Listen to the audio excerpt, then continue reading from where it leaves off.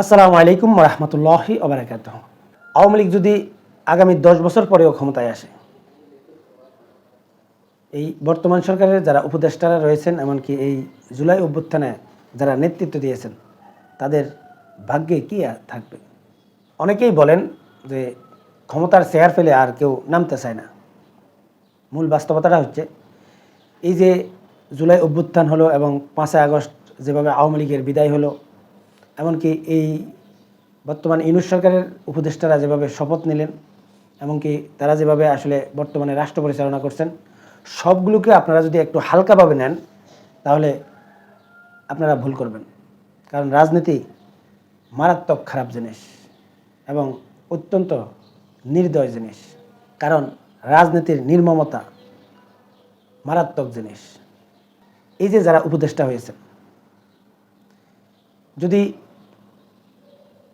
10 বছর পর 20 বছর পরেও যদি আওয়ামী লীগ ক্ষমতায় আসে, এই উপদেষ্টারা কিন্তু আসলে আওয়ামী লীগ সরকারের রোশনালে পড়বেন, এটা নিশ্চিত। তাই যারা এখন উপদেষ্টা হয়েছেন, তারা তাদের ভবিষ্যতে যাতে তাদের কোনো বিপদ আপদ না আসে, এমনকি এই জুলাই অভ্যুত্থান যারা সংগঠিত করেছেন এবং এই উপদেষ্টাদেরকে যারা বসিয়েছেন, তারাও কিন্তু তাদের নিশ্চিত ভবিষ্যতের জন্য তারা কিন্তু অনেক কিছু করবে। এটাই বাস্তবতা। এখন বিএনপি দ্রুত নির্বাচন চেয়ে শুধু নির্বাচন দিয়ে তারা ক্ষমতায় চলে গেলেই আসলে সব কিছুর সমাধান হয়ে যাবে, এরকম কিছু না। এখন বিএনপি তাদের নিজেদের স্বার্থে আসলে এখন খুব দ্রুত নির্বাচন চাইছে। বিগত 17 বছর যাবৎ তারা কিন্তু নির্বাচনে অংশগ্রহণ করছে না বা নির্বাচন চাইছে না, কিন্তু এখন তারা 17 মাসও কিন্তু সহ্য করতেছে না। এটাই হচ্ছে রাজনীতির বাস্তবতা। কারণ মানুষ স্বার্থের জন্য সব কিছু করতে পারে এবং অন্যের কি ক্ষতি হবে কি হবে এটার চিন্তা করে না। 5ই আগস্টের পর যখন এই ডক্টর ইউনূস সরকার গঠিত হয় এবং উপদেষ্টারা যখন শপথ নেয়, বিএনপি মনে করেছিল যে তারা এই 2-4-5 মাসের জন্য ক্ষমতায় আসতেছে, তারপর নির্বাচন দিবে, তারপর বিএনপি ক্ষমতায় চলে যাবে এবং বিএনপির মতো রাজনীতি করবে। আর এই উপদেষ্টারা এই 2-4-5 মাস যে ক্ষমতায় থাকবে, এই সুবিধার জন্য বা তারা এই 5 মাসের জন্য তাদের ভবিষ্যৎ অনিশ্চিত করে দিয়ে গেল। এই যে যারা উপদেষ্টা হয়েছেন এবং যেই পরিস্থিতিতে তারা এই উপদেষ্টা হয়েছেন, এটা অন্যান্য যে তত্ত্বাবধায়ক সরকার হয়েছে এই তত্ত্বাবধায়ক সরকারের মতো না। তারা কিন্তু মারাত্মক তাদের ভবিষ্যতের রিস্ক নিয়ে কিন্তু তারা উপদেষ্টা হয়েছে। আওয়ামী লীগের আক্রোশ কিন্তু তাদের উপর অবশ্যই আসবে। তাই তারা তাদের ভবিষ্যৎ নিশ্চিতের জন্য যে সংস্কারগুলো করা দরকার, এই সংস্কারগুলো অবশ্যই করবে। এমনকি জুলাই অভ্যুত্থানে যারা নেতৃত্ব দিয়েছে, তারাও কিন্তু চাইবে যে যাতে তাদের ভবিষ্যৎ নিশ্চিত হয়।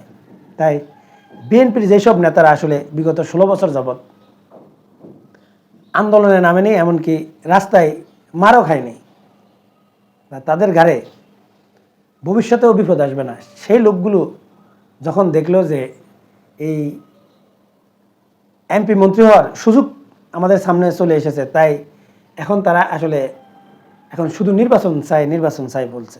কিন্তু বাস্তব সত্য হচ্ছে জনগণ কিন্তু আদতেই নির্বাচন চায় না। আমার পরবর্তী ভিডিওতে আসলে জনগণ আসলে নির্বাচন চায় নাকি জাতীয় সরকার চায়, সেই বিষয় নিয়ে আসলে প্রমাণসহ ভিডিও আসতেছে, সেটা দেখার আমন্ত্রণ জানাচ্ছি। কিন্তু বাস্তবিক অর্থে জনগণ চায় যে বিগত এই 53 বছর যাবৎ আমাদের বাংলাদেশের যেভাবে রাজনীতি চলে এসেছে, যেই কোয়ালিটিতে আমাদের রাজনৈতিক দলগুলো চলেছে, এই সবগুলোর পরিবর্তন করতে। আর যারা মনে করেন যে এই বর্তমান ইউনূস সরকারের যারা উপদেষ্টারা রয়েছেন, শুধুমাত্র দ্রুত নির্বাচন দিয়ে দিলেই সমস্যার সমাধান হয়ে যাবে, বাস্তব সত্য হচ্ছে তাদের নিরাপত্তার জন্য, তাদের ভবিষ্যৎ নিরাপত্তার জন্য তারা এত সহজে নির্বাচন দেবে না। এবং আমি যেটা মনে করছি যে 2025 সালে আদৌ নির্বাচন হচ্ছে না, এটা হয়তো 2026 সালের ডিসেম্বরে হবে, না হয় 2027 সালের ডিসেম্বরে হবে, অথবা তারও পরে হতে পারে। সম্মানিত দর্শক, আপনারা কি মনে করেন এই যে যারা উপদেষ্টারা রয়েছেন এবং কি এই জুলাই অভ্যুত্থানে যারা নেতৃত্ব দিয়েছেন তাদের নিরাপত্তার স্বার্থে তারা কি আদৌ এই সংস্কার কার্যক্রমগুলো পরিবর্তন না করে এবং কি ভবিষ্যতে যারা ক্ষমতায় আসবে তারা যাতে এই সরকারের প্রত্যেকটা কাজ এবং জুলাই অভ্যুত্থান সহ 5ই আগস্ট যেটা সংগঠিত হয়েছে সব কিছুর বৈধতা নিশ্চিত না করে তারা কি আদৌ নির্বাচন দিবে বলে মনে হয় আপনাদের? কমেন্টসে জানাবেন। এখনকার মতো এই পর্যন্তই। আল্লাহ হাফেজ।